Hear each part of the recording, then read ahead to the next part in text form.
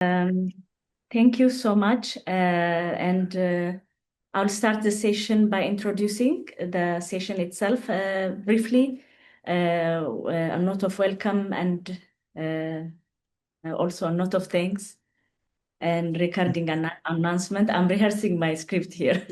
Okay, so thank you so much. Nazanet, you need to get a little bit closer to Professor Clapham so that we can see your face properly. Okay, here. Closer. Yes, like this. Okay, sorry. Okay, thank you so much. And it's such a delightful afternoon here and also with you in Ethiopia and also Nairobi. It's an interesting digital moment where we are transnationally connected to hear a very veteran Ethiopian studies person, African studies, and mostly of the African state. And I'm very delightful and very honored to have welcome all of you here, those who are here in person with us, and those who are also digitally available at this time to listen to Professor Christopher Clapham, but also to have the conversation. My name is Asnake Gabramikael. I'm a researcher, cultural and social historian at Institute of Ethiopian Studies at Addis Ababa University mainly.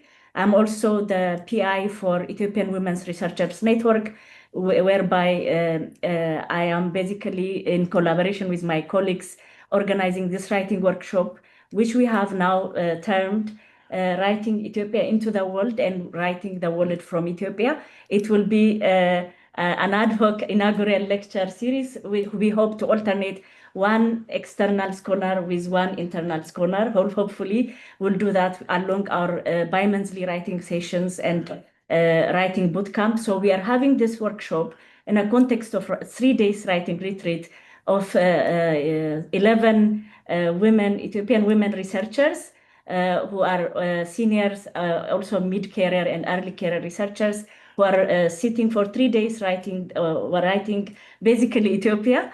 And so we are starting with this inaugural lecture, but we had a session in the morning as well. So we'll be continuing to have until Sunday. So this is the broader context of our conversation on writing Ethiopia into the world and writing the world from Ethiopia. Saying that, and I would also want to thank where we are at now, where I am a visiting fellow at the Center for African Studies, Cambridge University. I'm very much grateful to Victoria Jones, who is the coordinator of the Center for African Studies Center. I think she's been in touch with Professor Clapham since September, which was our first writing boot camp. It was in that context that it was planned, but it was able to be realized today. So I'm very grateful to her and also the Center for African Studies Director, Professor Devon Kurtz, and and Daniel, who was just helping us out with the digital setup. And after that, I would want to read. So one in-house announcement is on the session will be recorded and it will be shared. So just be mindful of that. And we will assume you have consented to that or you will be considering that situation. After saying that, I would want to warmly welcome the session moderator, Professor Asnake Kefale, who's been a mentor from a distance, but a mentor and a person who's been raising a lot of Ethiopian scholars who are most of them my best friends, and most of the room within the writing workshop also are his students from political science. And I think in the context of intergenerational scholarship and creating other generations of thinkers, it's a perfect lineup between Professor Clapham, Dr. Asnake Kefale, and the rest of us all in the room here, and but also in Adama, where my colleagues are now heading the writing session. So after saying that, I hope to read it as I am a bit, okay, let me find the bio. Okay. Thank you for your patience. So I'll just briefly read Professor Asnake Kefale's bio. Please read the one which is circulated with the announcement, as I am shaking and I could be nervous to jump some of the details, and I have already asked an apology on that. So Dr. Asnake Kefale is an associate professor of political science at Addis Ababa University. He holds a PhD in political science from Leiden University. His research focuses on federalism, conflict management, political economy, and migration. Dr. Kefale has several publications on issues of politics and migration. He co-edited Use and the Move, Views from Below on Ethiopian International Migration, 2021. His recent publications include The Power Switch in Bilateral Return Migration Management, The Case of Norway and Ethiopia, in Journal of Ethnic and Migration Studies. He also co-authored with Jonas Tariku, who is also a friend, Building a National Army, The Paradox of Civil-Military Relation in Ethiopia in 2024. And another one also of recent publication is Political Change and Constitutional Identities and Disruptions in Contemporary Ethiopia in Constitutional Identity and Constitutionalism in Africa, Oxford University Press in 2024. With that, I welcome you to moderate this session, and thank you so much, all of you.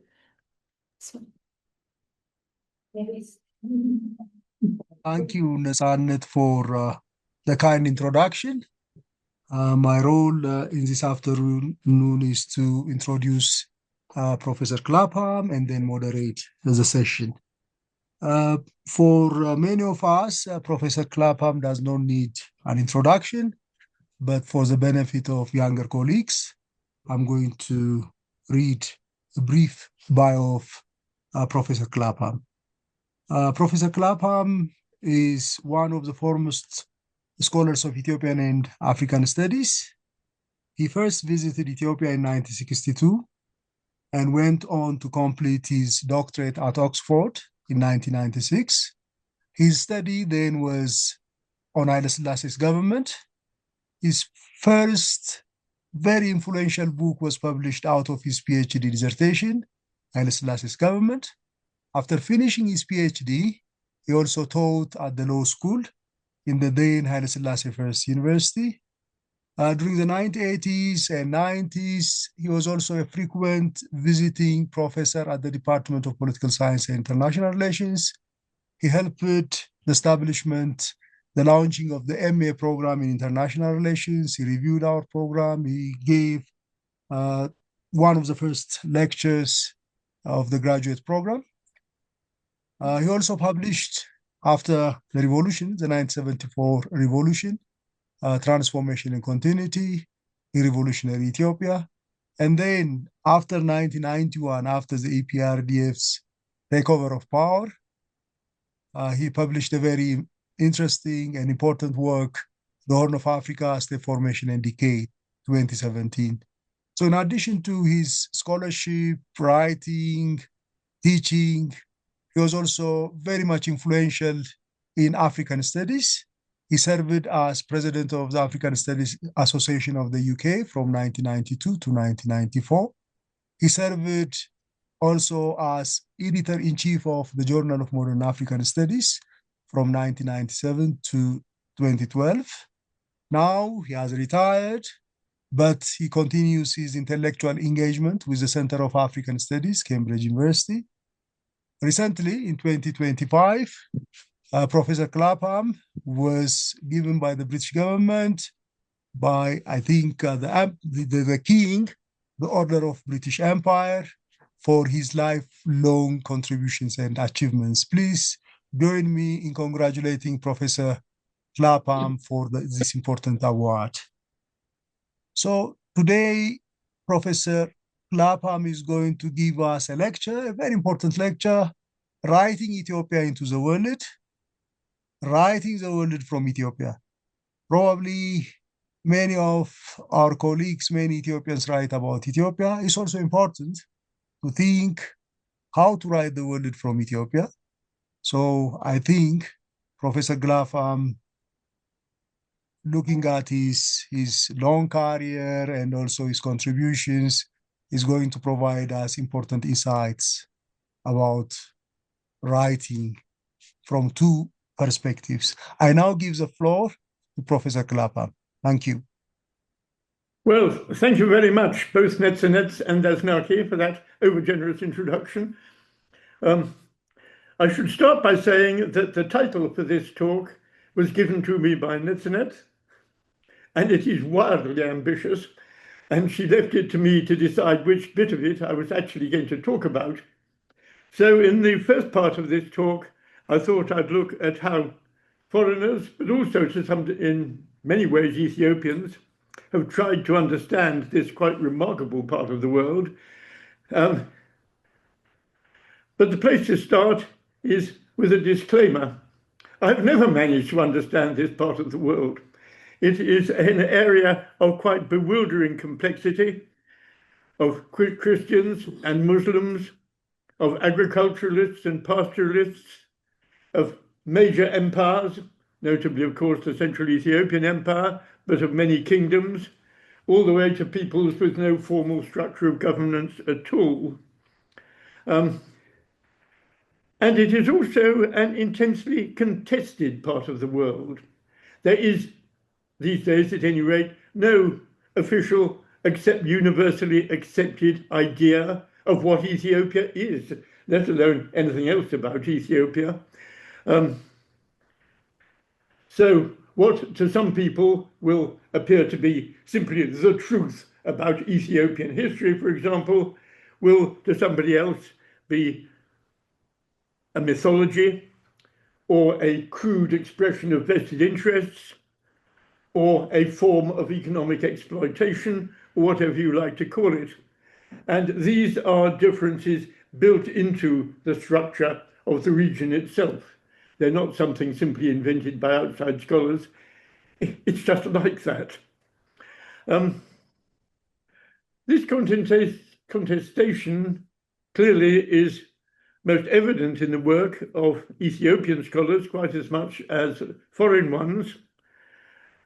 And they, of course, and foreign scholars as well, are very much part of the reality that they claim to be trying to explain. Everyone in this sense is an insider, and Ethiopia has such a miraculous effect in grabbing the attention of anyone who looks at it and who goes there, that none of us can claim to be unbiased, balanced, official representatives of the Ethiopian story. There are just too many Ethiopian stories. And the same is true of foreigners, for whom the story of Ethiopia is often very much the perspective of the particular area, whether geographical or disciplinary, that they have worked on, or else indeed of their own political sympathies, ideological inclinations, or whatever. This is just Ethiopia, it applies to the whole region. There is no single history of Somalia. There is no history at all of Eritrea. It is simply impossible to write a neutral, unbiased account of Eritrea, or at least I've never seen anyone who's managed to do it. So I've been trying and failing to understand Ethiopia for something over 60 years. And basically, I still feel like the ignorant young Ferengi research student who turned up at Bole Airport in January 1964 to be welcomed by that great Ethiopian scholar, Richard Pankhurst. And when I find myself described these days as an expert or an authority on Ethiopia, I just want to hide away. I'm not one. I don't think actually there is one. But it's been enormous fun trying. I find these days that I have acquired the status of a shumagale, who is supposed to be a wise old person. I'll have to admit to the age these days, but the wisdom, no, forget it. Now, Ethiopia has attracted an enormous amount of attention from the outside world compared with virtually anywhere else in Africa. The only country that could claim to exceed it in Africa is, of course, Egypt, which goes back even further than Ethiopia does. And the first question is why Ethiopia has become such a subject of fascination to outsiders. And the answer to that, I think, so far as I can judge, rests principally in the linkages that it has to all of the world's great religions, or to most of the world's great religions, not just to the Orthodox Christianity, for which it is very well known, but to Islam, to Judaism indeed, through the Falasha or Beta Israel, and of course to many indigenous African forms of spiritual worship. Actually, the Beta Israel are now recognized by most Jewish scholars as not actually being Jewish at all, but as being a dissident sect within Ethiopian Christianity. But that doesn't stop them going to Israel or claiming to be part of it. Historically, the dominant account, ever more under challenge, has of course been what has been called the great tradition of Ethiopia, the one that leads through Orthodox Christianity to the legendary descent of the Ethiopian emperors from Solomon and Makeda, Queen of Sheba, and from that through the lineage of the Ethiopian emperors, which still continue to appear on the constitution of Ethiopia as that stood until 1974. That privileged a very particular account of Ethiopia and is now widely seen as not an official account, but a highly partial, biased account, if you like, which has its own great tradition in Aksum, in Lalibela, and in other features of the Northern Highland Christian experience. And the pulling point of this, I think, from the outside world's point of view, was that it was something recognizable to people, especially in Europe. It had an empire. We knew what empires were. It had monarchies. It had a written script. It had, most important of all, Christianity. And this meant that it was something that Europeans in particular could almost automatically understand as being a state like their own. It not only had an ancient script, but it had an ancient literature, going back to the Kefale and August, the account of the visit of the Queen of Sheba to King Solomon. It also had its long-standing linkages with Islam. Quite recently in the newspapers, there was an account of some Ethiopian refugees somewhere in the Arab world, Syria, I think it was, being attacked by local Syrians. And one of the Ethiopian bishops went back to the ancient story of how the Prophet Muhammad, when he was being persecuted in Mecca and Medina, and told his followers to tolerate the Ethiopians because they were the only people who had helped the followers of the Prophet at that critical moment in the starting of their own history. And so the study of Islam in Ethiopia has itself got a long route, going back notably to Spencer Trimmingham's Islam in Ethiopia, published, I think, in 1955, and still the outstanding account of that subject, and carried on by modern scholars such as Terry Osterbo. But Ethiopia, Highland Ethiopia, has equally attracted the interest of external scholars, of whom the legendary founder is Joe Bludolf, the German, whose History of Ethiopia in Latin was first published in 1683 with an English language version, of which I'm proud to have a copy myself. I should have brought it along and waved it at you. His History of Ethiopia, published in 1684. The earliest published map of Ethiopia, of which I'm aware, was produced by a Fleming or Dutchman, Van Oertel, Latinized as Ortelius, in the first great atlas of the world, the Theatrum Orbis Terrarum, under the title of Presbyteri Johannes Sive Abyssinorum Imperii Descriptio, which, for those of you who may be unfamiliar with Latin, is a description of the empire of Prester John or of the Abyssinians. Wildly inaccurate, most of it. Simply didn't know which way the great river Abai flowed, for example. He had it flowing due south, rather than curling round Gojam as it now does. But nonetheless, an important indicator that Ethiopia was on the map long before virtually anywhere else in Africa.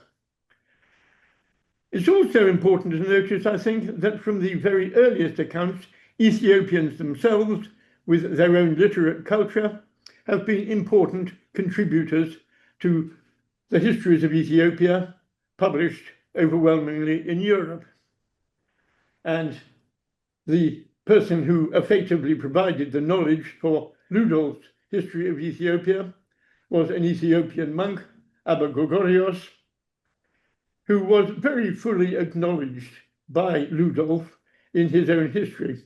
He has a wonderful story in the introduction to the history of how, having corresponded with Gregorios for many years, at last they met one another in what is now Gotha in Germany, and ran up and hugged one another to celebrate their meeting after all of these years of correspondence. But the Oromo too have their own history. In Bare's history of the Gala, as he then called it, now very incorrect, now it has to be the Oromo,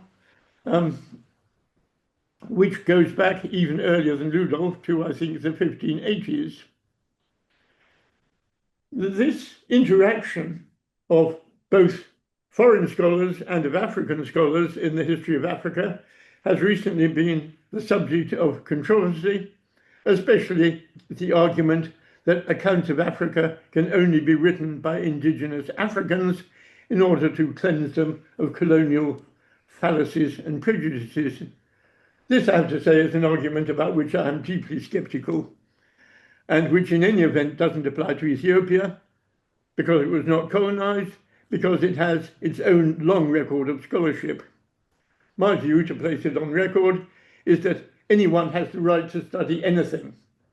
If you want to write a history of lesbian New Zealand novelists, to take an example, you don't have to be a novelist, a New Zealander, or even a lesbian in order to qualify to write it. You can write your bit and other people can disagree with it, but the idea that anyone has the right to stop anyone studying anything, I think, is best regarded as an crude attempt to suppress any viewpoint that differs from that of someone with an axe to grind.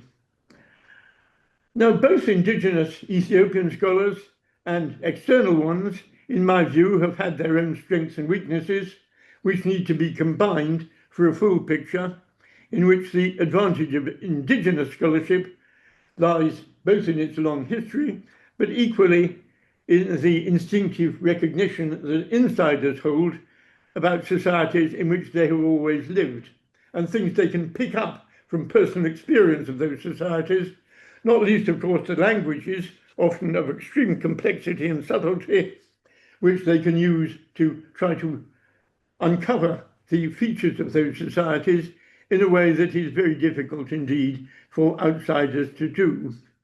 Outsiders come very ignorant to a very distinctive, very special part of the world and have to learn through their own conscious efforts what native speakers can almost automatically acquire.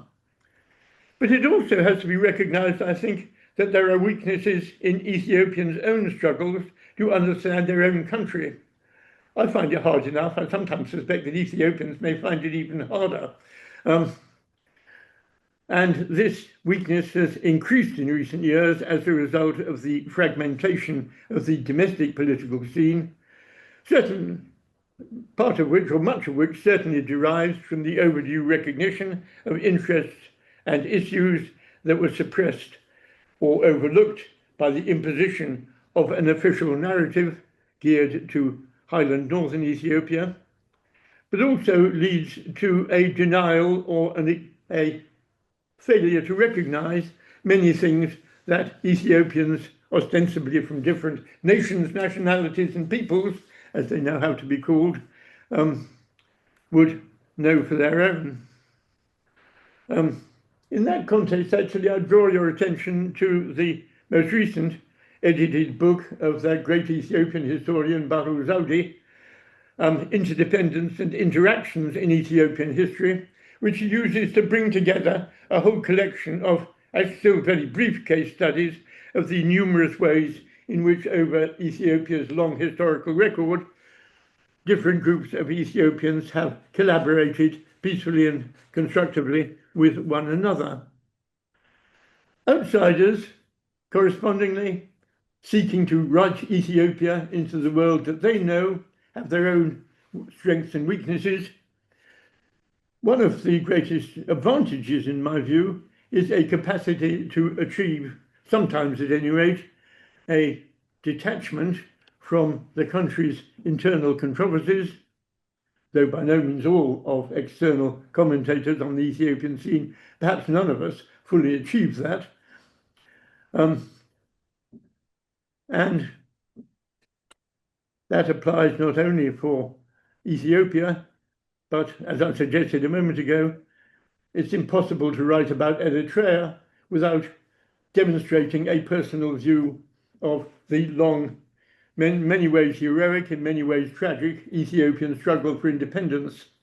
I was once giving a talk at a British university, and there was an Eritrean woman in the audience who, when she stood up to ask her question, started off by saying, "We all know how much you love Ethiopia."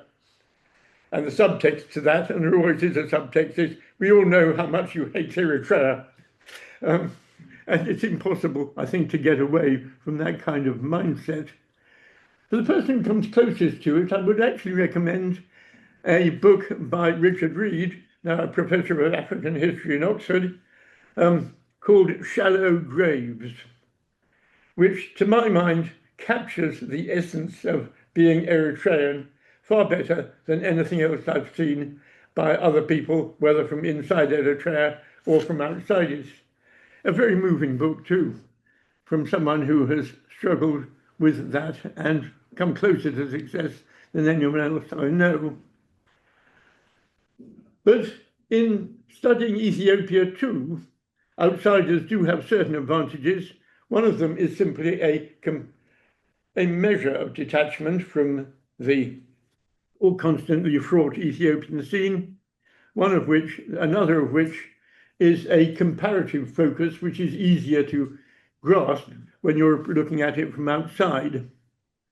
And the question, for instance, why genuine social revolutions have drawn very heavily on ancient autocratic monarchies, the French Revolution, the Russian, the Chinese, the Ethiopian, these all fit into a picture of revolutionary change, which calls for a wider perspective than simply the study of Ethiopia itself. Another phenomenon which I draw attention to, I think, is what I would describe as academic inversion, by which all of us, whether insiders or outsiders, become obsessed by what we don't know. Outsiders have learnt about Western social science in graduate school, much of which I regard as rubbish, by the way, and then find themselves plunged into Ethiopia. And for an outsider going into Ethiopia, your first impression is, crikey, this place is really weird. It's totally fascinating, and you get dragged into the Ethiopian experience, as so many of us have done. Insiders, on the other hand, tend to take their own country for granted, very often, much more than I would feel, at any rate, than they ought to do. And they are eager, instead, to capture what they think of as the wisdom of the West, and notably in the form of theories of social science, of international relations, of Africa, which they believe hold some kind of outside wisdom that their own societies don't.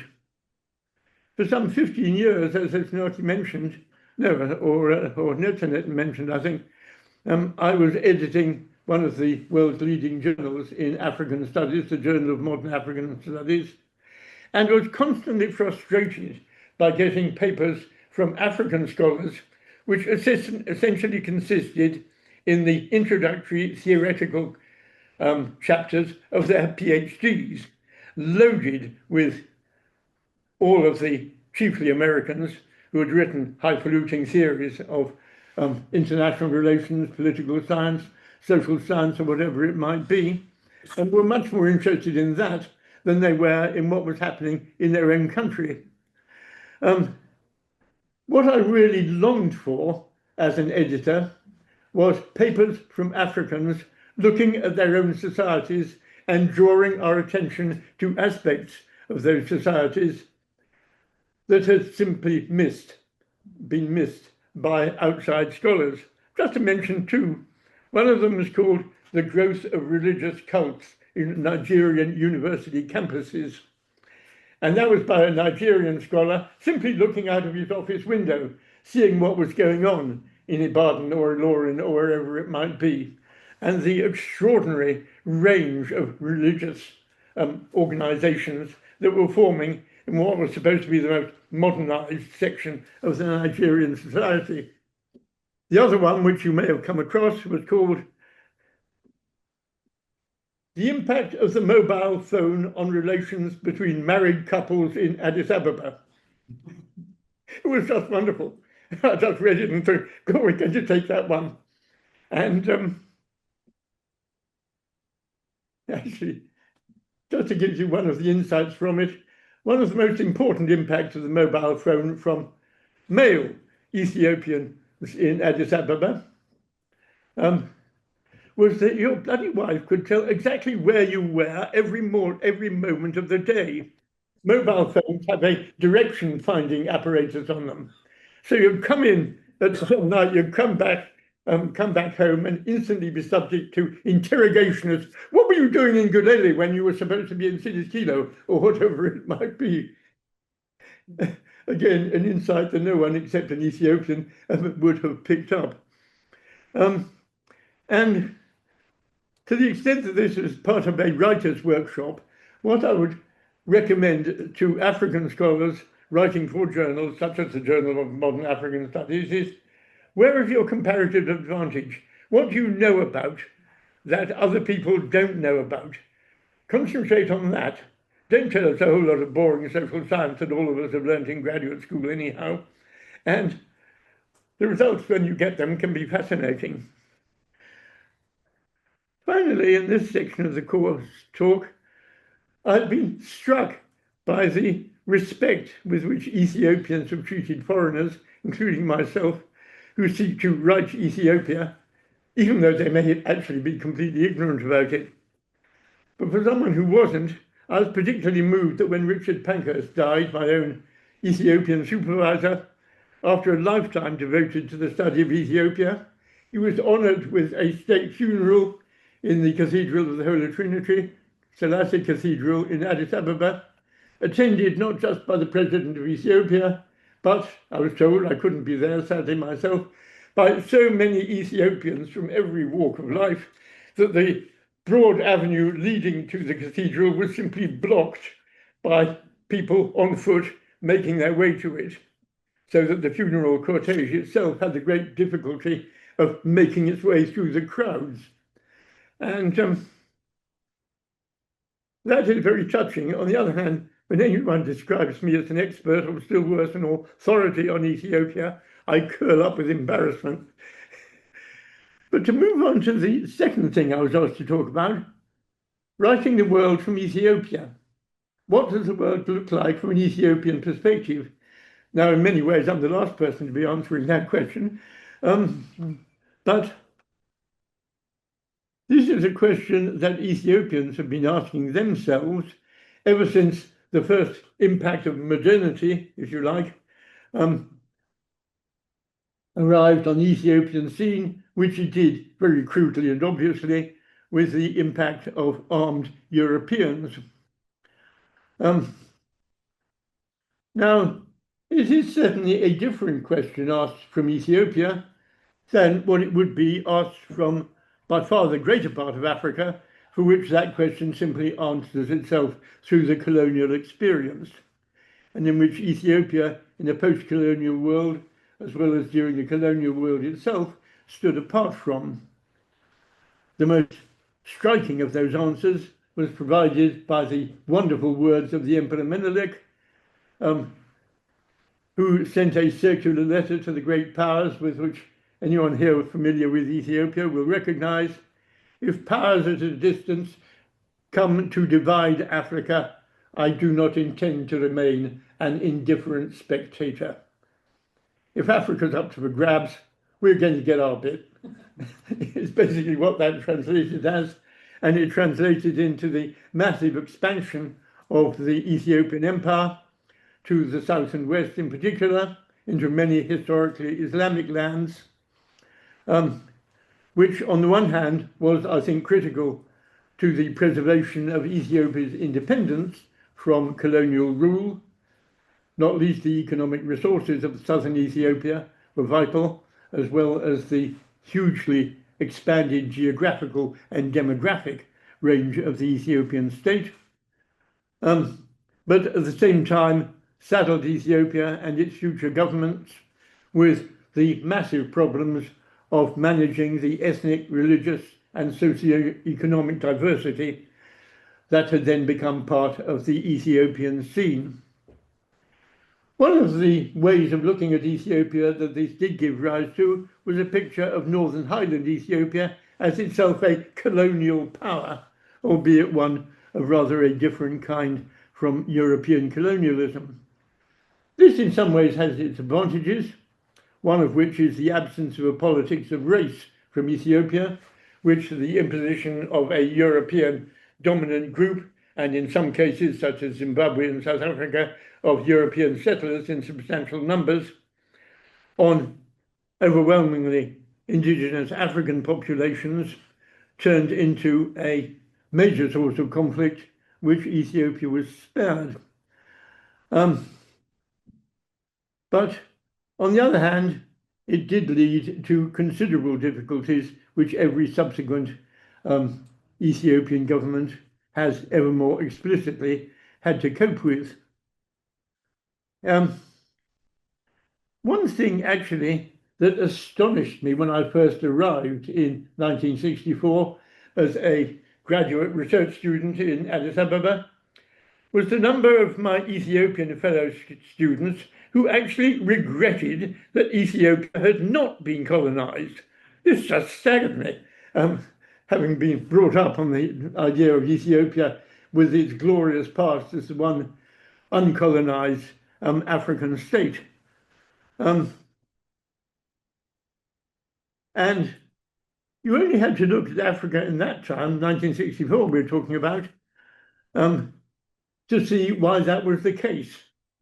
Ethiopians could see elsewhere in Africa the growth of independent African states with anti-colonial ideologies, with a commitment to national unity and development, to the building of a new Africa. And here they were stuck in an imperial regime. It was just ironic how often imperial appeared in the days of the Haile Selassie regime, not just the imperial Ethiopian government, the Imperial Highway Authority, the Imperial Board of Telecommunications of Ethiopia. Absolutely everything was bloody imperial. And imperialism was what they were trying to get away from in Ethiopia every bit as much as in the rest of the continent. Those Ethiopians who had had the opportunity to travel to colonial Africa, one of the first things they noticed was just how much more developed it was than their own country. If you had been in Nairobi and you came back to Ethiopia, Addis Ababa was just backward. It was embarrassing. It was grotesque. There was nowhere in the streets of Addis Ababa where you couldn't find a donkey by day and a hyena by night. And so they got this picture of the outside world, including the African outside world, as being so much developed than they were themselves. And that was a picture, of course, that then led on to the revolution in 1974. The balance between the pros and cons of colonialism has since become a much more mixed one since those days. One important element to it was that the colonial regimes could up sticks and go, as they did with staggering rapidity in the 1960s. The Ethiopian regime, and more importantly, I think, the underlying problems of an Ethiopian multinational state were there all the way through. The one thing about indigenous rulers, they may have had all manner of disadvantages, but the biggest disadvantage was that you couldn't simply get rid of them in the way that you could with the colonial ones. That in turn led to the very distinctive position of Ethiopia as the one African state which has had what by any criteria must be regarded as Africa's one real social revolution, which itself has had mixed legacies, in particular a very significant legacy of appalling violence, and which still continues to ensure that Ethiopia is an odd one out among African states, and still stands in contrast to the colonial ones. The underlying critical feature of the Ethiopian encounter with the outside world, however, has been that the way in which successive Ethiopian governments have attempted to turn their country into a modern state, which would agree with the salient features of modern states anywhere in the world. In some ways, emulating the effects of colonialism in terms of economic development, for example, but on the other hand, protecting the vested interests of the state and its own indigenous rulers. The first Ethiopian to have a conception of Ethiopia as a modern state was, of course, Tewodros. And the most wonderful symbol of that, as I know, is his great homemade Ethiopian cannon, christened Sebastopol, which he had cast and had lugged up by many hundreds of Ethiopians heeling away on their ropes to his great fortress of Magdala. And the name Sebastopol tells you the whole story. Sebastopol, we now know as a source of the current Russian-Ukrainian war. In those days, in the 1850s, it was the place of the great Russian fortress that held out against the British, always, and the French during the Crimean War of 1854 to 1856. It never got up to the top of the hill. It was never actually fired. As a piece of artillery, it was completely and utterly useless. But as a symbol of the Ethiopian struggle to align itself, to compare itself to the other great Christian Orthodox empire, which was Russia, it was very moving. Tewodros, of course, failed. Menelik correspondingly succeeded. He was a man with an astonishingly shrewd understanding of what was going on in the rest of the world into which he found himself thrown. Most clearly expressed, of course, in the victory of Ababa, but equally importantly, in the extremely sophisticated diplomacy that meant that the Ethiopian army went into Ababa with not many more soldiers, but with many more modern European rifles than the Italians had fighting on the other side. But equally, the Menelik era saw the foundation of what one might call the first ideological attempt to adapt Ethiopia to the modern world, expressed in looking to another empire, the Empire of Japan. And you will all of you, I'm sure, know Baru Zawdi's book on the first generation of Ethiopian modernizing intellectuals during the reign of Menelik, who took Japan as the model to be followed, especially, of course, after the Japanese had roundly defeated the Russians, the other contenders of this position, in the Russo-Japanese War of 1806, was it, sometime about then. To some extent, too, the Japanese model was taken over by Haile Selassie, in that the first constitution, the 1931 constitution, drew to a very heavy extent from the 1889 constitution of Japan, again as an attempt to combine an all-powerful emperor with the makings of a modern state. Kefale, or Haile Selassie's first attempt to incorporate Ethiopia into the modern global system was, of course, through Ethiopia's joining the League of Nations in the 1920s, and that, alas, failed dismally in 1935, when the international security that Haile Selassie thought would come through membership of the League of Nations was shown to be completely fictitious. It just didn't work. On the other hand, he was a learner.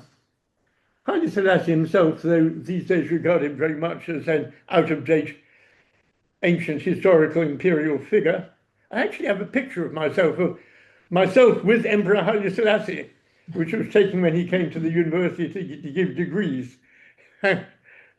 Modern Ethiopians look at it and say, Haile Selassie, that must have been 100 years ago. It was actually surprisingly recent, within my lifetime, within my memory. But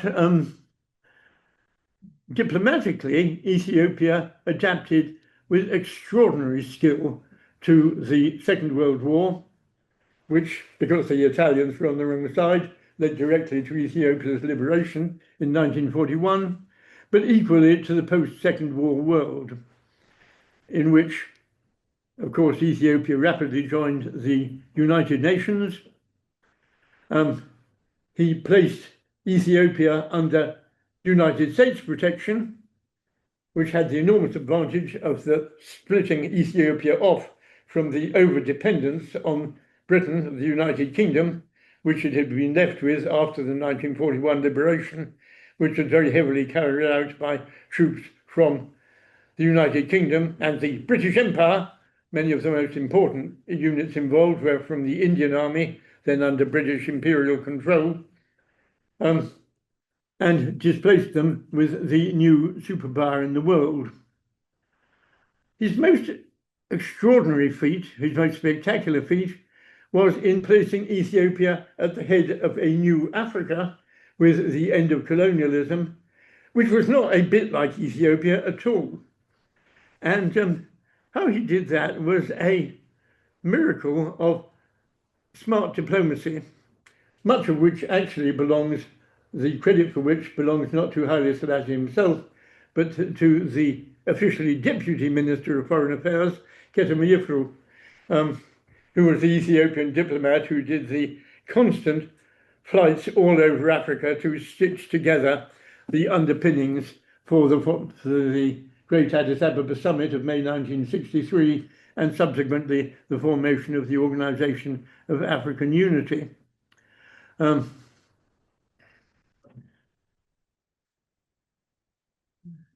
Perhaps, since this is an Ethiopian Women's Research Network, I should mention the great contribution of Ethiopian women to African unity, albeit not a contribution which would necessarily be approved by modern Ethiopian feminists. At the 1963 Addis Ababa Summit, all of the meeters and greeters and secretaries and whatever were stunningly beautiful young Ethiopian women in national dress.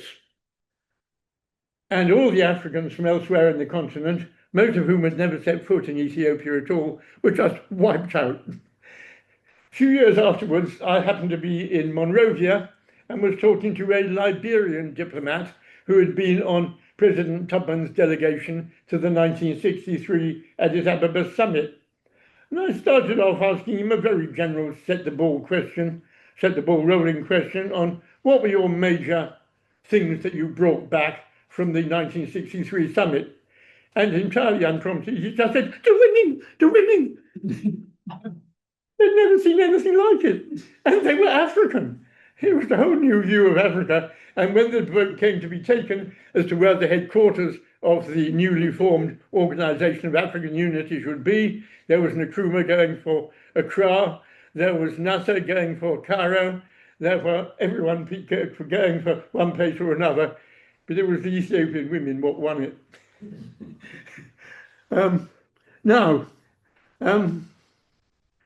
Ethiopia adapted with remarkable speed and efficiency to the nature of the new global international system after 1945, even with a regime that differed very markedly from the regimes elsewhere in Africa. To some extent, that may have contributed to the 1955 constitution at a time when democratic governments were popping up all over the continent. At least that had a provision for a House of Deputies under universal, probably just male suffrage at that time, but as a model for what Ethiopia would become, it simply wasn't getting anywhere. In its place, the model of modernity that set the scene for Ethiopian transformation was, of course, that provided by Marxism-Leninism, which provided a level of ideological dominance that was quite exceptional in the whole of Africa. It was, of course, the ideological dominance that drove the generation, as they were called, of Ethiopia's revolutionaries from 1974 onwards. The generation whom I knew as my students in law school in Addis Ababa, not Haile Selassie the First University it was then, and we all had to call it, but who then provided the ideological motive force for the revolution from 1974 onwards. Marxism has always been the default ideology for anyone who likes to see themselves as socialist or left-wing, and certainly during the Cold War period, there were many African regimes that leant towards the Soviet Union, possibly under the heading of being non-aligned, many of which were ideologically pretty fraudulent. The Somali Marxist revolution, for instance, was never going to get anywhere. You can nationalize land, but you can't nationalize camels. That can't be done. It was purely, as it was indeed for several other African regimes, a way of aligning yourself with the Soviet Union on the global scene. In Benin, Dahomey as it was in those days, not Benin State in Nigeria, when they had a Marxist regime, Beninois intellectuals christened it Laxism-Beninism rather than Marxism-Leninism, just to show how fraudulent the whole thing actually was. But in Ethiopia, it was taken very seriously indeed.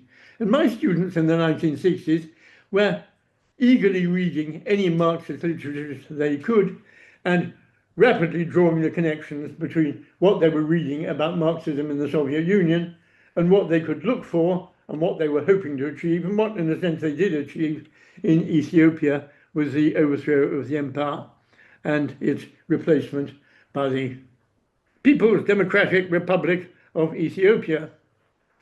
And this went much further, much deeper than simply an instrumental connection with the Soviet Union, whose one big advantage, apart from its ideology on the global scene, was that it had masses of armaments, which the delicate regime desperately wanted.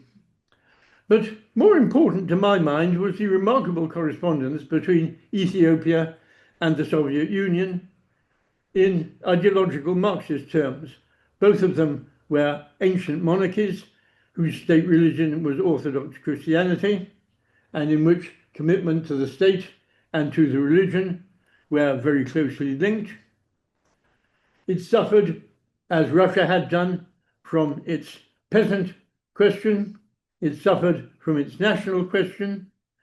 And all of these elements of the Russian and Soviet experience could be relabeled into the Ethiopian experience.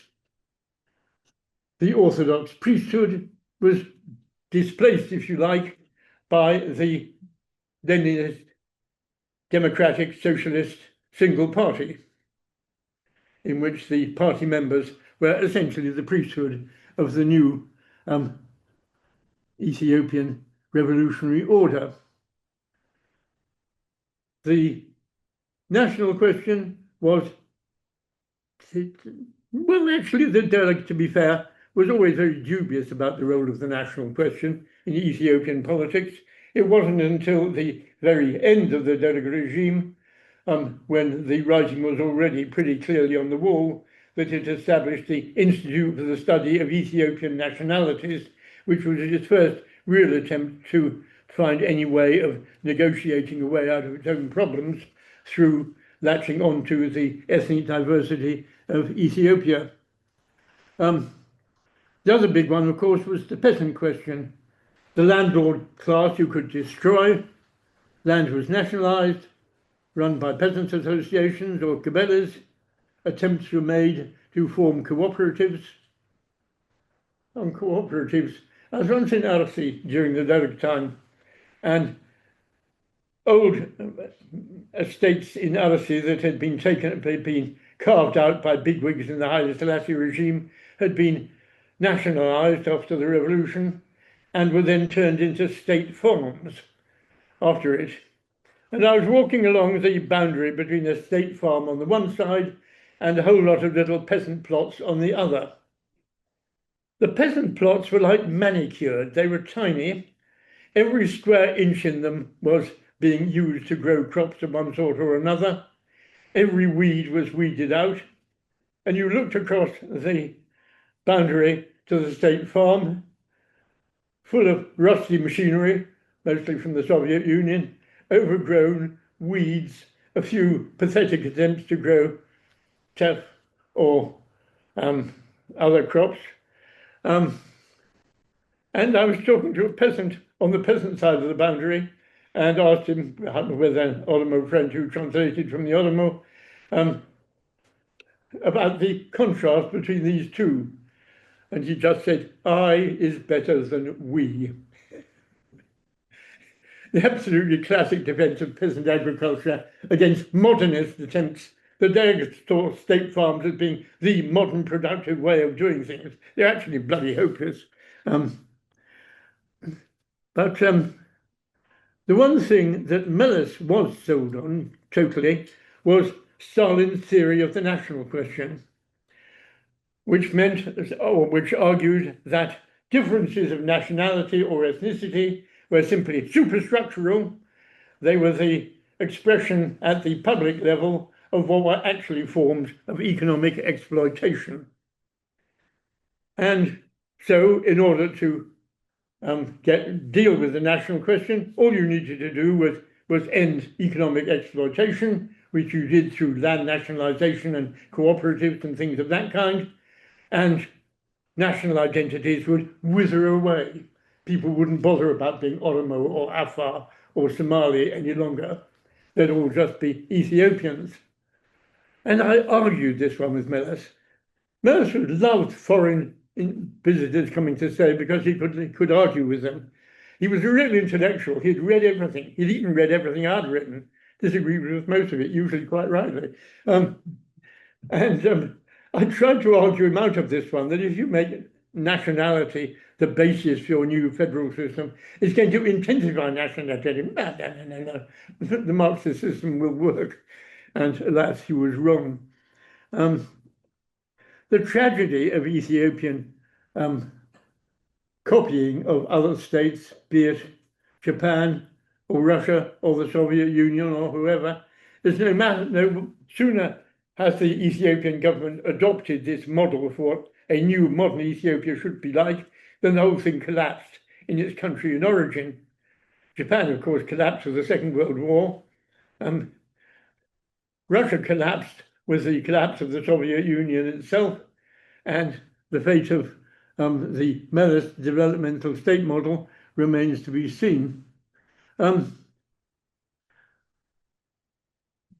So the Derek, of course, the economic policy led to the famine through cooperatives, villagization, the political formula that underlay the Leninist party state turned out to result in constant warfare, in which the regime was eventually overthrown by a combination not simply of military defeat at the hands of the EPLF in Eritrea and the TPLF in Tigray, but of total loss of domestic support, with the refusal of conscripts to be conscripted.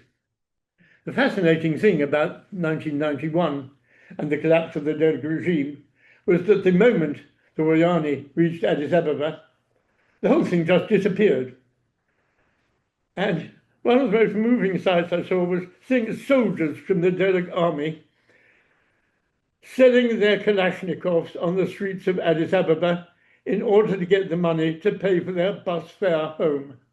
They didn't use the Kalashnikovs to kill people and say, give us what you've got or we'll shoot you. They were organized enough, they were disciplined enough, but what they wanted to do was just get rid of the bloody rifle and go back home again. And that enormously aided the takeover by effectively the TPLF, the EPRDF, as it rapidly became called. When it presented itself as the new government, then all these people were perfectly happy to obey it. The level of resistance it actually faced was minimal.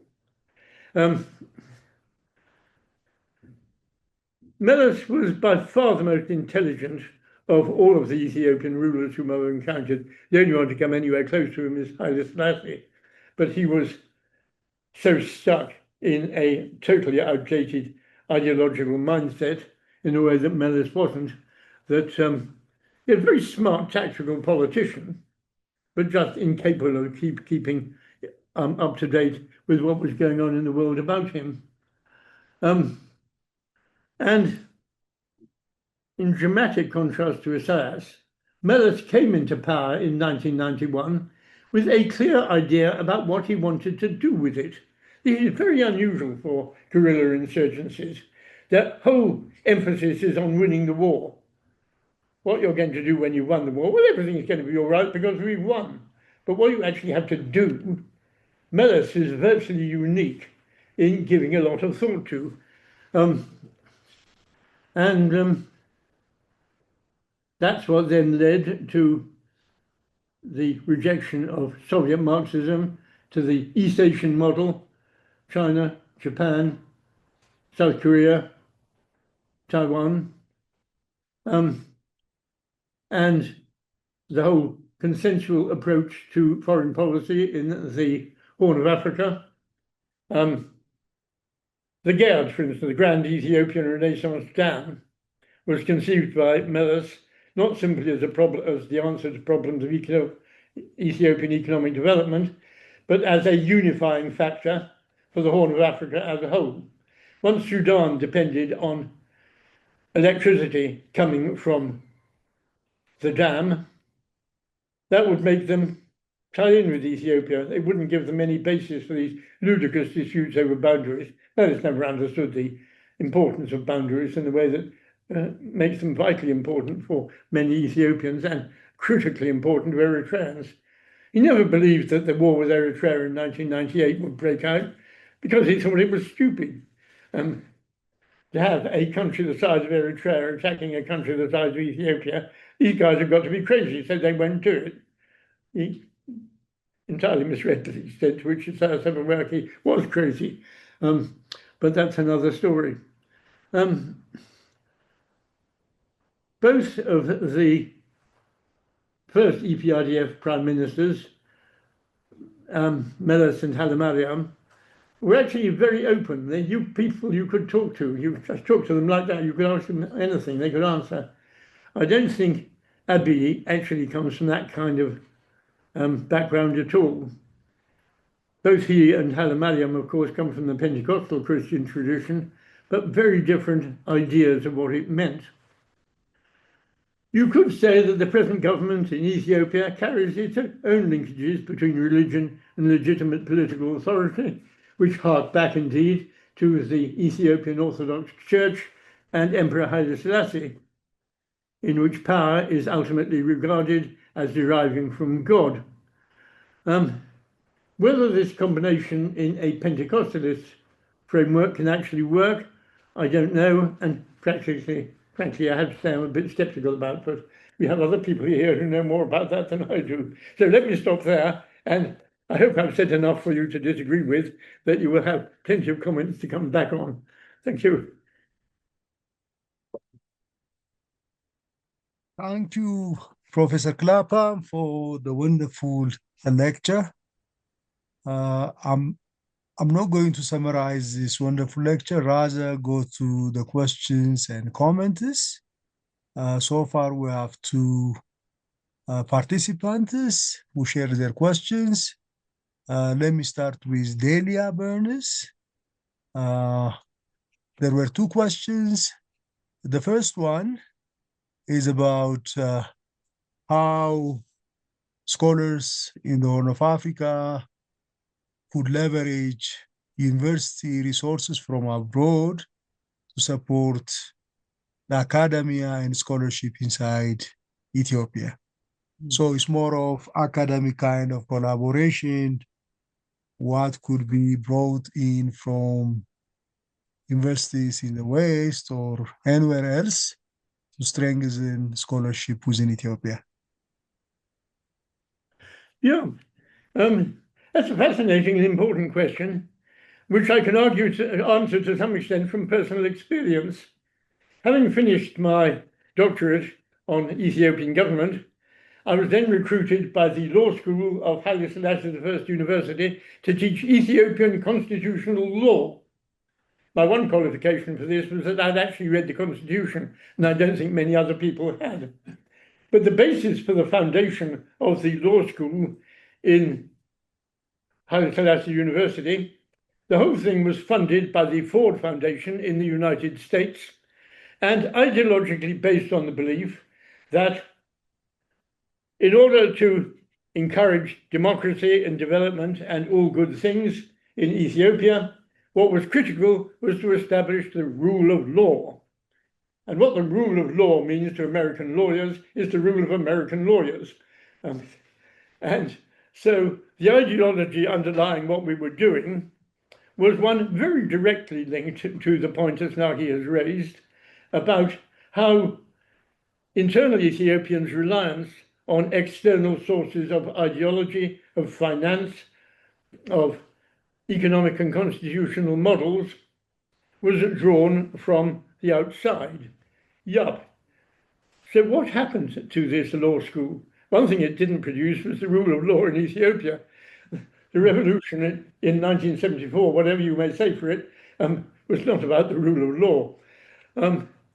What happened, when I went back to Ethiopia after the revolution, I wasn't allowed back for 10 years, so it was 1974 to 1984, at the time of the Great Famine, and the first Ethiopian Studies Conference held in Addis Ababa since the revolution. Quite a lot of us, at Harrywatch we were by that time, we were reactionaries, but they let us in because they needed the grain and the money. And I was walking past the Ministry of Education building in Arat Kilo, which you'll all know, and suddenly a small boy ran out of the education building, grabbed me by the arm, and physically tried to pull me back inside. This, on the whole, would not be good news in Derek, Ethiopia, but there was nothing for it, so I was dragged back inside, all the way to the office of the Minister of Education, who was one of my old students from law school. And he'd been standing in front of his big window looking out over Arat Kilo, and he saw me walking past. So he sent his office messenger to bring me in, which was wonderful from my point of view. I realized that I could get back into PDRE Ethiopia, Marxist-Leninist Ethiopia, and actually try to work out what was happening. Because the one thing you needed in Mengistu Ethiopia was a watakat, a permit that would give you need permits for all manner of things. And with the Minister of Education signing your application for a permit, it was going to go through. So I could get all over the place. I could do genuine field work in a situation which I suppose it was impeccable. What happened to the other lawyers? I took back with me my old class list. And quite a number of them had gone off to the United States. It was an American law school, so they were American-trained lawyers and had got lawyers' jobs in the US. Quite a number of them had been murdered. You had that whole range of what happened to the Ethiopian academic class, from what they thought they were being brought up to do when they were students to where they actually ended up afterwards. Anytime in Addis Ababa, one place of pilgrimage I go to is to the Red Terror Memorial Museum just near what was, when I first went to Ethiopia, Mascot Square, which then in the revolution became Abiot Revolution Square. Is now back to being Mascot Square again. And those of you who know will know there's a whole case there full of bones. You know, the bones of my old students. And I just go there and pray for them. But what happened to this project of modernizing Ethiopia was just, the whole thing just blew apart. There are still those who clung to it. There was the first major generation of Ethiopian refugees. It was people who actively took part in it. I have a nasty feeling that some of my old students were probably involved in killing some of the others. That's what revolution is. It has its positives, certainly it does. The one thing I really loved in Derg, Ethiopia, was crowds of little children going to school. You never saw that in imperial days. The education system declined in quality, but because it was massively expanded in quantity, and that was worth doing in its own right. But the idea that you would create a new modern Ethiopia out of the residue of foreign aid for modern Ethiopian modernizers simply crumpled. Well, the next question by Delia Byrne is a very interesting question, Christopher. Which are your most favorite books or articles on Ethiopian political history, obviously, excepting your own works? I actually have a great respect for the work of John Markakis. And John, you have to say that I've known John Markakis for 60 years. I first met him when we were both doctoral students doing field work for our theses in Addis Ababa in the mid-1960s. We've always actually had a rather different take on Ethiopia. He was always much more ideological than I was. I was rather more sort of grassroots-based than he was. But he's stuck with Ethiopia over 60 years, still has very interesting things to say about it. I thought a lot of his work, both on the imperial regime and on the, what did he call it? Garrison socialism. That is was actually very useful. That applied both to Somalia and to other places in the region, as well as to Ethiopia. Applied most obviously, of course, to Eritrea. Were well worth doing. John's problem has always been that he's been a grumpy fellow. He just doesn't take to people socially in the way that actually is a big help if you're researching. He's always had a strong Marxist bent, which I haven't, though recognizing the usefulness of Marxism in many respects, in Ethiopia not least. If you're looking at histories of Ethiopia, Baru's Addis for modern Ethiopia has to be it. And for the broader history of Ethiopia, going back all the way to the origins, oddly enough, the best one I find is that written by Paul Henze, called, I think, Layers of Time. Paul Henze, as everyone knows, was a CIA merchant. Always on, he was never an operational CIA, he was in the analytics side.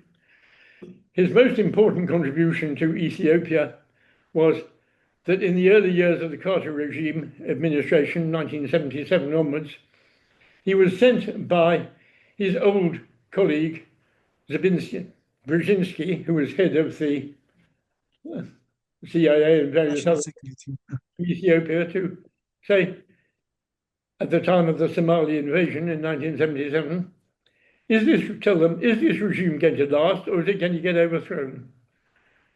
And he came back and said, it's a serious regime, it's going to last. The big choice for the United States was, do we try to undermine the Derg because it's pro-Soviet and we need anti-Soviet people to build up, or do we need just to wait? He said, just wait. And he was absolutely right. He had a feel for places. His politics was way out to the right of a sense of a form you would scarcely recognize. I don't know if he would have got as far as voting for Trump.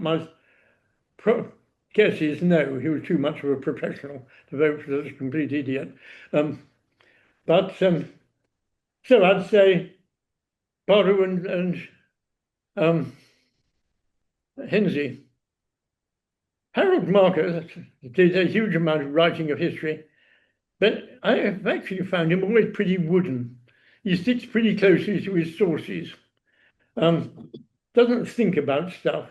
I was very disappointed too by a recent biography of Haile Selassie by the Israeli guy. Guy? Yeah. Guy? Which was just the standard trot through stuff we knew about Haile Selassie already, in which the only original bits were bits about Haile Selassie's policy towards the Middle East, and especially Israel. But being an Israeli, that's what you'd expect. We actually badly, and again, Harold's biography of Haile Selassie, which never reached its end, he died before finishing it, had a lot of stuff in it, but no real thought in it. And we've reached a stage now where I'd be desperate to see a biography of Haile Selassie, a critical biography, that asked us, what could this guy do? What couldn't he do? What were his successes? What were his failures? And why? And how did he fit into the broader picture of Ethiopian history, not simply before the revolution, but after he was murdered? And I think there's a lovely book to be written about that, but nobody has started writing it yet that I know of. So that's my answer to that one. Good. The next question by anonymous attendee, a very interesting question. Looking at the history of Ethiopia and your study of Ethiopia for decades, is Ethiopian society historically and culturally predisposed to an imperial or monarchical system of governance than a modern democratic or multi-party political system? Could Ethiopia be democratic? It's always called itself democratic since it's been democratic. Now, there you have what I would regard as the central contradiction, to adopt a Marxist term, of Ethiopian politics. On the one hand, it is now abundantly clear, and it's something that Melis quite explicitly recognized, that you cannot build a workable Ethiopia from the top down in the way that both Haile Selassie and the Derg attempted to do. A hierarchy with an emperor essentially at the top of it, whether you called him an emperor or a party general secretary, was irrelevant. What matters was a system with orders. Ethiopians are generally pretty good at obeying orders. That's why I was in Addis Ababa up until a fortnight before the Boyani came in May 1991. And a lot of folks are getting excited and saying, it's going to be like Mogadishu, it's going to be like Mogadishu. People have been killing one another all over the place. I said, no, don't worry. That was Somalis, this is Ethiopians. They just work and think in different ways. And the critical moment when the Boyani came in was it was only a week or two before the end of the month when the civil servants got paid. And the civil servants were paid in full on the date due. And that instantly assured the loyalty of the old Mengistu bureaucracy, which had its own record to be ashamed of, it has to be said, to the new regime.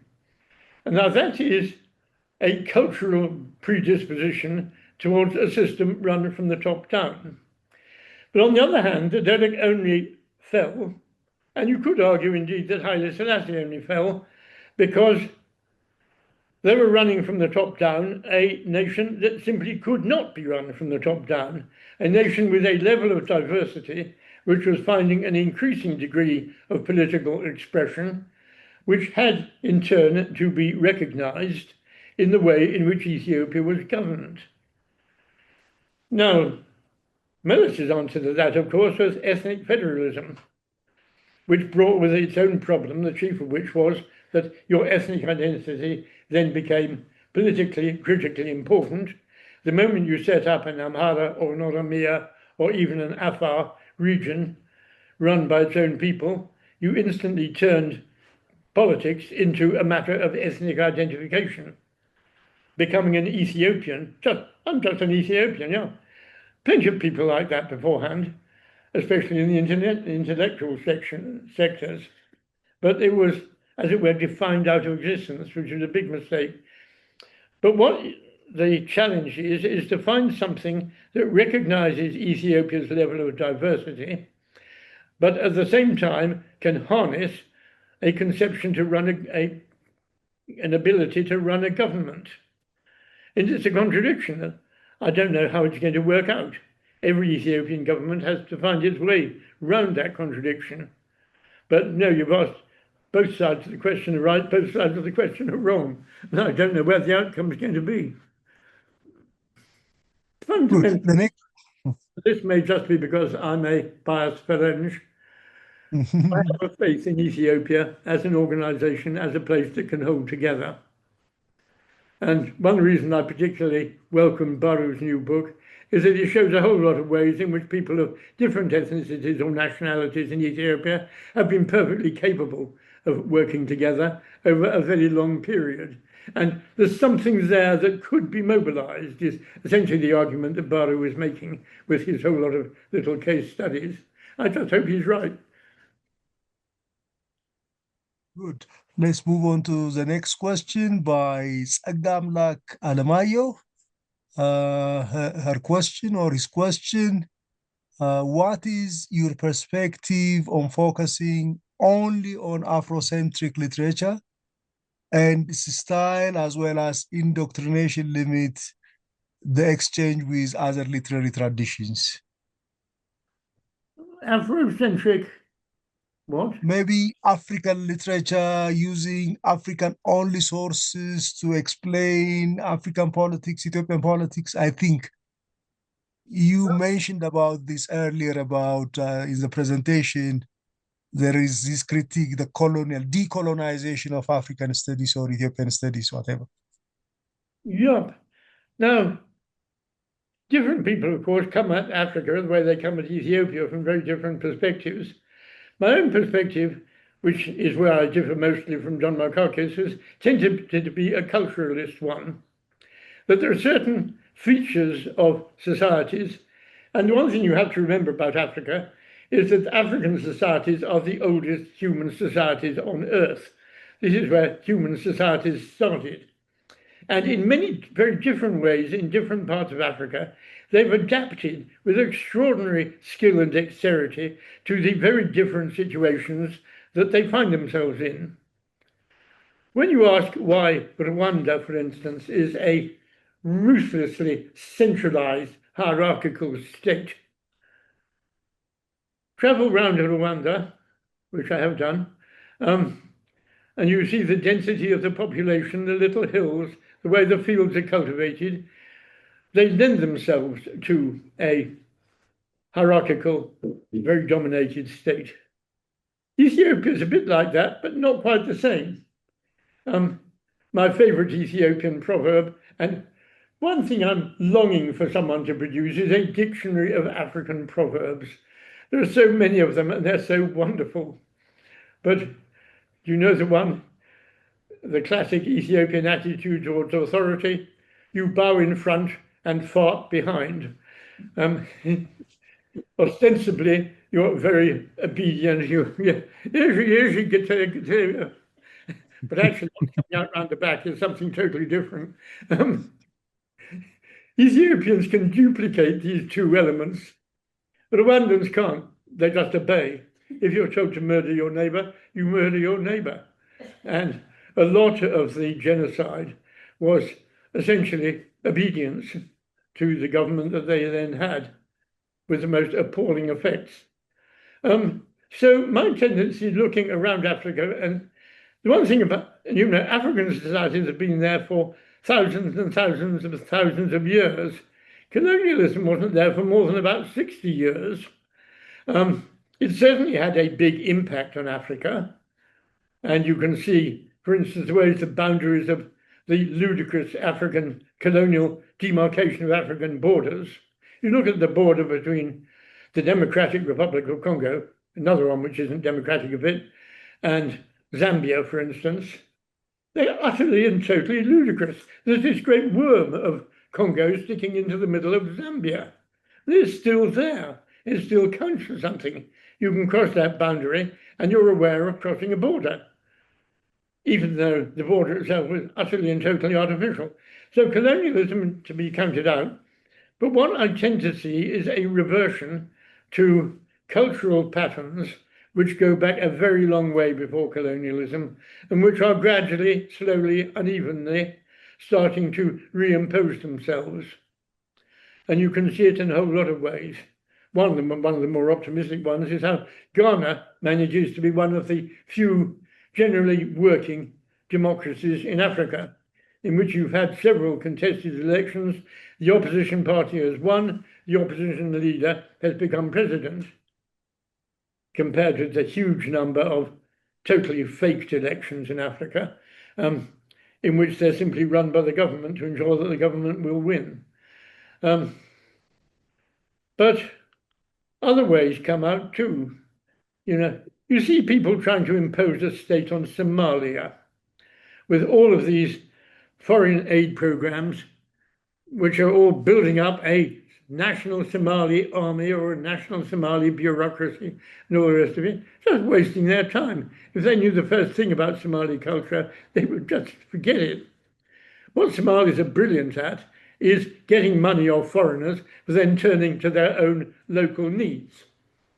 So, what was the one I said? Yes. There was a Somali, I greatly admired him, who established something called the Somali Human Rights Council.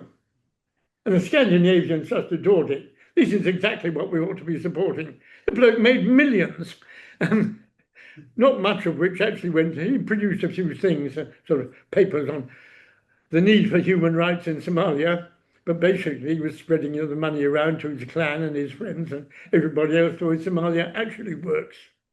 And what I suspect is happening is approximations to the vast diversity of different kind of African societies that existed before colonialism are gradually reasserting themselves. And you just hope they'll reassert themselves for the better rather than for the worse. But on the whole, I'd trust that more than I would trust the attempt to impose some model of what a proper government ought to look like. Good. The next question, after studying Ethiopia for nearly 5 decades, the question is, what is the biggest unsolved mystery about Ethiopian history? So unsolved mystery, the enigma of Ethiopian history. Also, what is the most important new issue that will shape Ethiopia's future? These are very big questions. Yeah. The most important question facing Ethiopia's future is now the question of how to bring together the very different elements of Ethiopia's present that are represented in the nationalities question. That is the big one. If you can crack that, everything else could fall into line. But to do that, you need to combine an effective state that works with a system in which different nationalities are not simply plugging their particular nationality, but are recognizing the need for cooperation, alliances, coalitions that cross over these boundaries created by the federal system. That was the one that Mellers thought he was doing, but his problem was always he had much too narrow a political base. And once the two biggest nationalities in Ethiopia by a long, long way, the Oromo and Amhara, had combined against him, Tigrayans are the fourth biggest nationality in Ethiopia. There are more Somalis than there are Tigrayans in Ethiopia. Somalis have found a way of running their own local Somali regional state, much of it pretty brutal, it has to be said, but essentially through a system of clan alliances. Tigray can't be the head of an Ethiopian national state. The weight has to be with the major nationalities, just because that's how the mathematics works. But how you turn that into a workable system of government is a big challenge. I've forgotten what the first one was. That was the second one. What is the most important mystery or an enigma about Ethiopian history which was not yet resolved? What is the most important thing about local history? The mystery or the mystery, a thing which is not yet understood, a puzzle which is not yet resolved about Ethiopian history. Yeah. Well, now it has come closer to being resolved in some periods of Ethiopian history than others. And the most intriguing one, to my mind, is the Gondarine period, the Zemene which was a kind of federal system that worked up to a way. One of the intriguing features of that period of Ethiopian history was the key role that Oromos had in Gondar and in much of the management of Ethiopia. They had their local wars partly against Oromos, as always, partly against other peoples. But that or the early medieval monarchy were the nearest we've come to a workable system of Ethiopian federalism. The key elements of that had to be an emperor who was recognized as the emperor, but in which the amount of actual workable power that he exercised was very variable and was dependent on his own political skills, as well as the armed force that he had behind him to produce it. Now, these days, of course, these issues get much more formalized. You have official boundaries between regions, for instance, whereas the old boundaries between regions just varied back and forth. Some of them were pretty fixed, like Gojam, for instance, because of the great gulf of the great Ababa River that goes all the way around it, or almost all the way around it, some of which were very variable indeed, such as the boundaries between different Oromo jurisdictions. But that's where you should be looking. What you find, I'm not so sure. Any questions from the room, since all of them have come from Asnake? Oh, yeah, I think we need to pause a bit, and if there are questions from the room, probably we can give the space. There are a lot of questions. I think I need to make some selections because we cannot cover all the questions, but we can have this pause for questions that could come from the room where you are presenting, Stoffel. Yes, that's it. So thank you so much for the brilliant talk. The second question you looked at on the insider-outsider problematic is language. I would want to hear more about the notion of language and how that would help, or maybe drone. Yeah.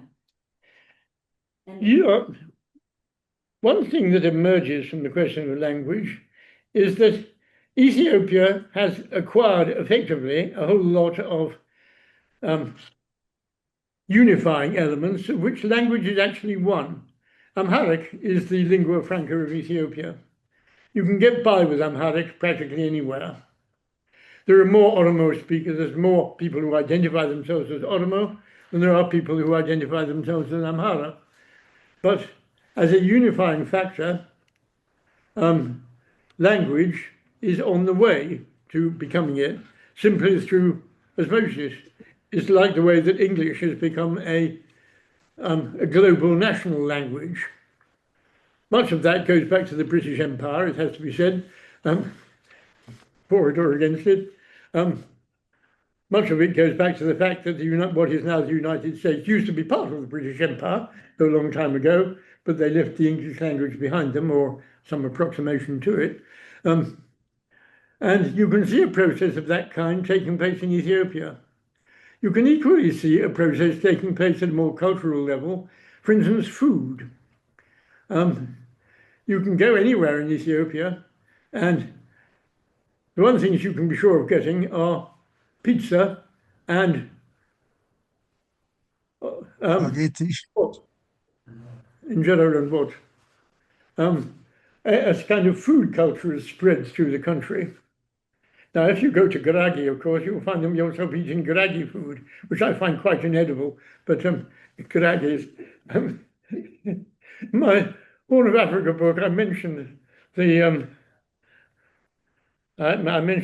insect culture as one of the founding cultures of Ethiopia, and all of the enormous advantages that it has in terms of resistance to drought, capable of feeding a large number of people from a very small area. And then I added, the downside is that it tastes revolting. And it's the one thing I've been assaulted on by any Garagi who's read my book, that you don't get our food was revolting. It's lovely, it's wonderful. I couldn't eat anything else. So, yes, there are different food cultures, but the highland food culture has become something more than just for Amharas or Tigrayans. It's something Ethiopian food. And all manner of ways like this, and a whole lot of other ways that Baru's contributors mentioned in the edited book I mentioned, Ethiopians have come to think of themselves not just as Amhara or Oromo or Afar or Somali or whatever, but Ethiopian.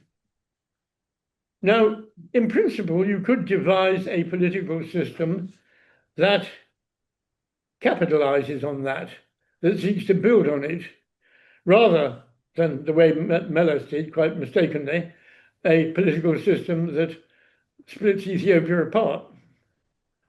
It would take some constitutional fancy footwork, but I have a feeling that the basics are there and it could be done. That may be wishful thinking. I always hope for the best about Ethiopia. Too many times I've been disappointed, but anyhow.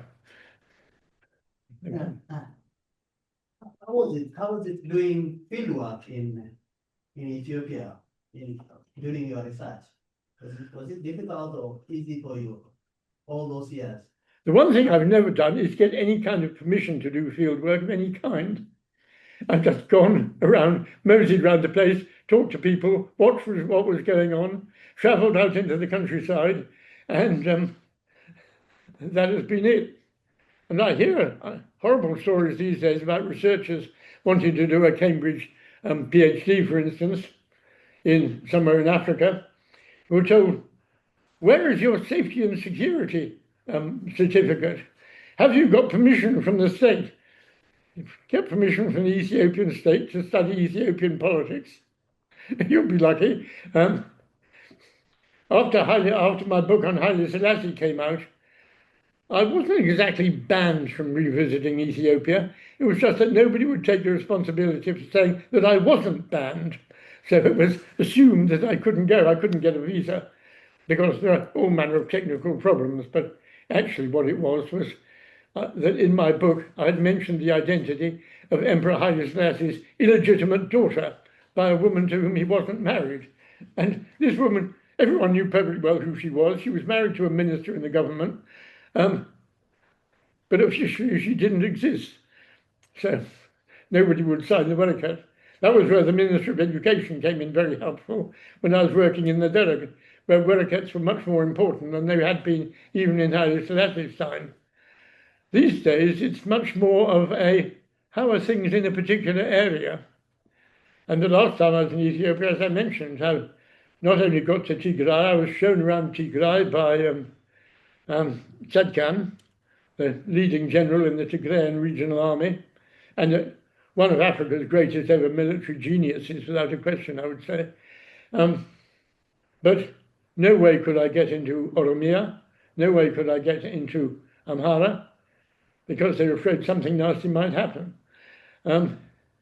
It's touchy-feely these days, and that underlines some of my uncertainty about how the federal system or how the new Prosperity Party system actually works on the ground. I just haven't been able to get there to work out what the answer is, but the question is a very important one. Yeah. We have a third question, and I think. Okay, all right. Thank you, Prof, for your wonderful presentation. I'm not very conversant with Ethiopian history, but I learned a thing or two. I was wondering, coming from the background that I come from, what is the place of something like commodity histories in understanding writing Ethiopia into the world and writing the world into history, into ethnography? So I was thinking if we had to follow specific commodities, what stories can come out in terms of writing Ethiopia into the world and the other way around? Yeah. One great advantage that Ethiopia has for historians is, of course, that it has had a written language. And so there are documents, including, there are obviously documents produced very much from inside a particular social and political structure, but there's something written, the Imperial Chronicles, for instance, or the great historical epic, the Kefale Nagast, or the ancient Ethiopian legal code, the Feta Nagast. So you can study Ethiopian history in a way that professional historians like to do it. Historians just love looking at scripts, things written down in languages. And that is the basis for the notorious statement of a professor of history in the University of Oxford, Trevor Roper, who said that Africa has no history because it doesn't have languages that it's written down in. Now, actually, firstly, Trevor Roper was a pretty crap historian and a loathsome human being. I was at Oxford in his time and can testify for that. What he was absolutely brilliant at and played for all it was worth was insulting people. He just loved it and always did it. And the story goes that was coined as an insult for one of his own PhD students, Terence Ranger, subsequently one of the greatest historians of Africa, just to put him in his place. But African history, as a result of the absence of written records over most of its peoples over a very long period, has therefore needed to look for a whole lot of other ways of finding out about history. One of them, Zimbabwe, for instance, has the ruins of Great Zimbabwe. They're extraordinary. When they were first discovered by European colonizers, they just assumed these things cannot have been produced by Africans because Africans just weren't that civilized. It's now been very definitely demonstrated that this was an African creation that testified to the existence of a very powerful state with a range of capacity equal in Africa, only to some extent in, well, obviously in Egypt, possibly in Ethiopia, and not many others. And so the problem then is how you deconstruct, if you like, this record in buildings in stone and turn it into a record of history.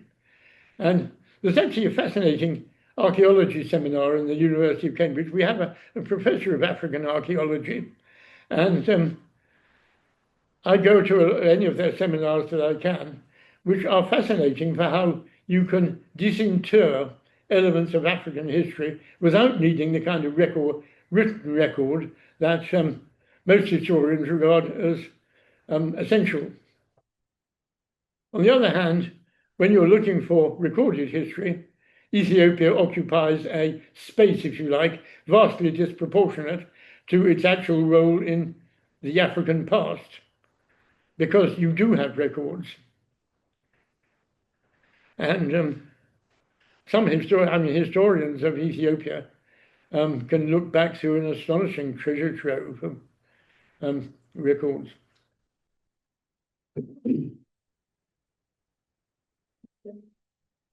Over to you, Dr. Asnake. ይቅርታ. Good. There are still, I think, many questions, but I think in the interest of time, I'm going to raise 2-3 questions. One question from our colleague, Dereje Feyisa. Christopher, he asks about ideology. He said, the current government, prosperity government, criticizes the ideological rigidity of the previous governments and questions the desirability and feasibility of having one ideology in a post-ideological world. Instead, it advances what it calls pragmatist approach. What do you think of this, Christopher? Right. So is Dereji there? Is Dereji Dereje there is somewhere? online. I think he's Let me attending go away, online. Dereje, are you there, Dereje? You can Yes, speak. I'm around. Yes, he's around. He's around. Right, good. Yeah, I tell you that I'm not an ideologist myself, but I certainly recognize the importance of ideologies. Just the ways people think is basically what you could define an ideology as being, which is extraordinarily important. And one of the things that foreign researchers, such as myself, often miss and need to latch onto is that different people in different societies simply think in different ways. This is, if you like, an underlying cultural ideology. And one of the great things about studying Africa from an outsider is that you're introduced to people and societies in which people think very differently from the way that you have been brought up to think. And this is enormously beneficial. It just gives you whole new windows on the world that you wouldn't otherwise have had. And that's one reason why I tend to look back to cultural histories rather than to official ideologies, which, most states come up with, or a lot of states, especially in the immediate post-independence era, came up with official national ideologies like Harambee if you were in Kenya, or what was the one in Sierra Leone? I forget for the moment. It'll come back to me when I don't need it. But equally, ideologies can play an important role in current international African politics. There's a wonderful book about the Second Congo War, jointly authored by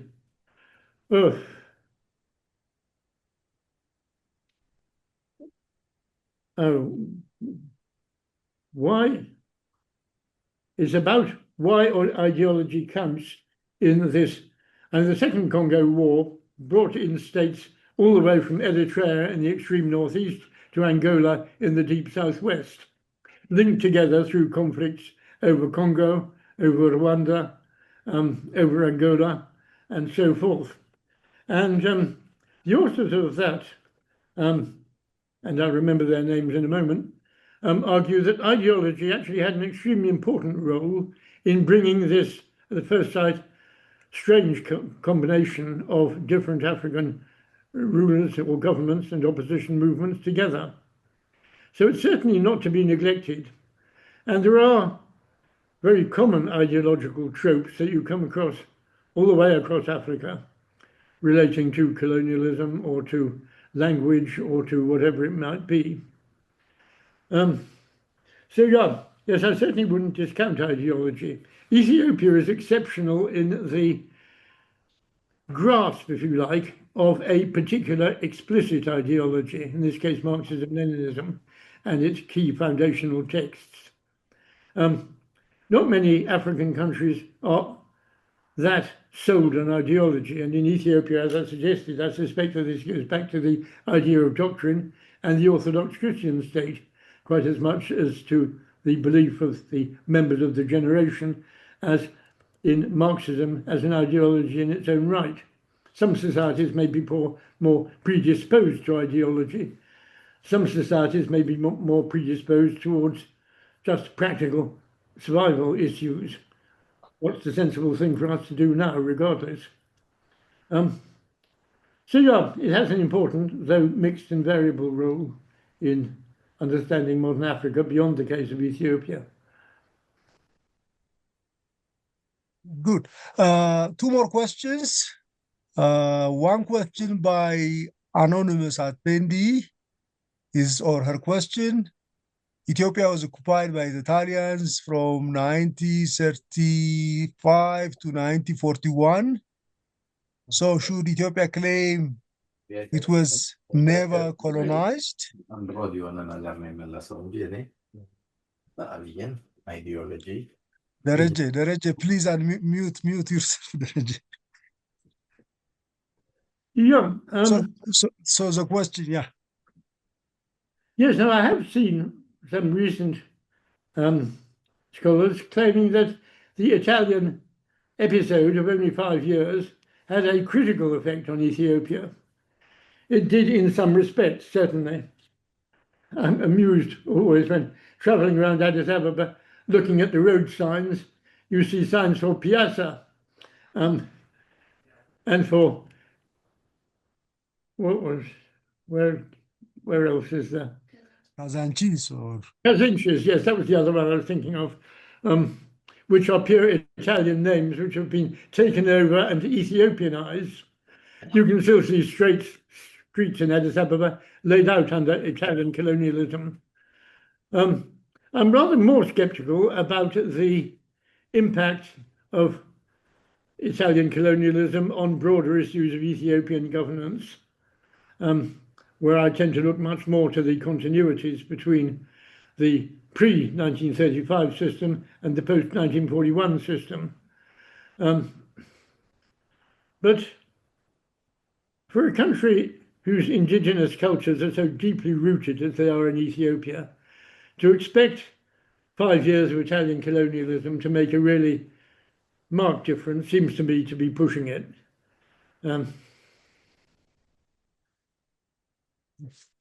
Trying to think of other bits of it that you would look for, but one odd thing, one other element about Italian colonialism is that in some degree it prefigured the current regional division of Ethiopia.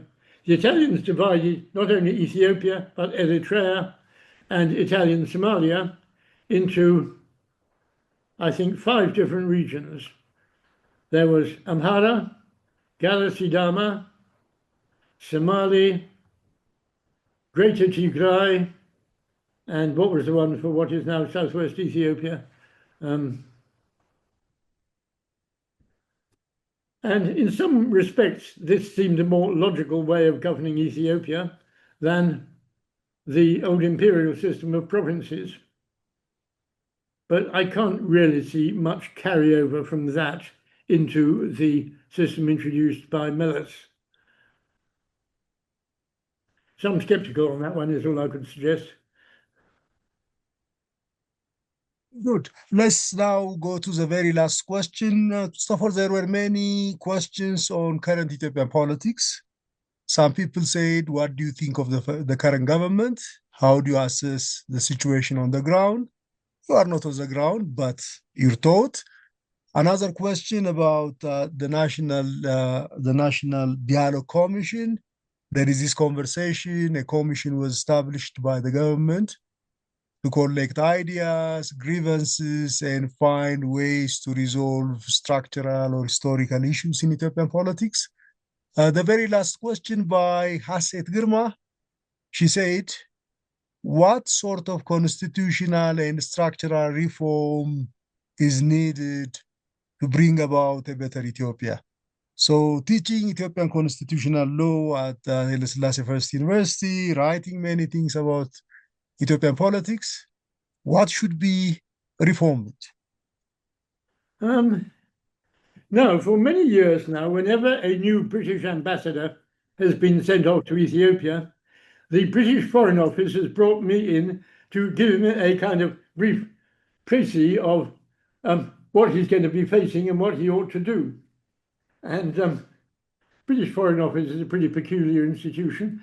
But one thing I always emphasize is whatever you do as a British ambassador in Ethiopia, never, never tell Ethiopians what they ought to do.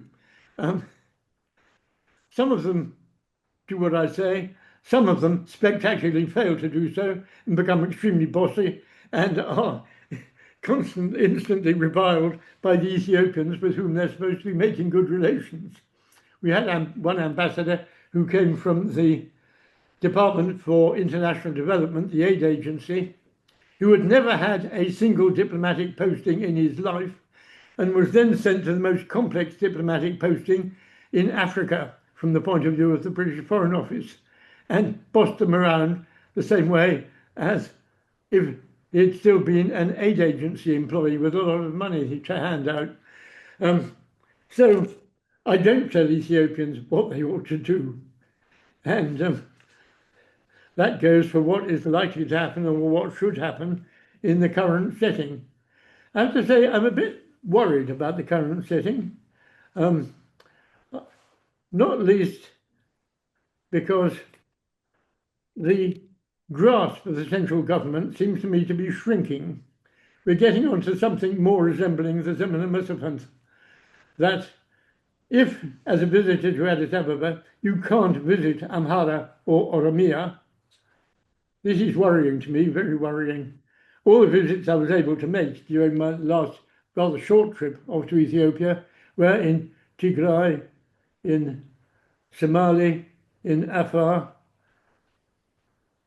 And it was interesting to be there. It was nice to be in Harar again, for instance. But you didn't think you were getting a real grasp of what was going on in Ethiopia. That is dominated by the two big nationalities. And some kind of reconciliation between them has got to be at the basis for any workable system of governance. But what that's going to be, don't ask me. Yeah. So I hope That's that's true. as best I can with some fascinating questions. Yes, indeed, a fascinating afternoon, a very interesting presentation by Professor Clapham, and also the conversations, the conversations that we have. The participants were very active. They brought many questions and comments. I think it was a very productive afternoon. I think the organizers have something to say, and I hand over to Asnake. Asnake, please. You can thank your colleagues. Okay. Well, thank you. And should I add to that, thanks to EWNET and to the Ethiopian Women's Research Group for setting this whole process underway. Thank you so much. Thank you so much, everyone. I'm just here to say again a very wonderful session. Thank you for participating, those who are online and those who are here with us also. And I just want to say a few note of thanks for those I didn't mention earlier on, but they were very instrumental and worked hard to make this a reality, which is the RVI Ethiopia office, the entire office, mainly Salamai Damase, and also her colleagues, Liz, RVI Nairobi Comms office with her colleagues, and Abigail Zanabu Dalaya Shanafi, who is a deputy principal of UNET, but UNET members who have committed themselves to come and write, all of them, 11 of them in Adama now. And very much heartfelt thanks to Dr. Asnake Kefale, who took his time and did a wonderful moderation. And thank you so much all. And Daniel, who's been here to set up the digital setup. Thank you so much all, and looking forward to the next session, hopefully. Ciao.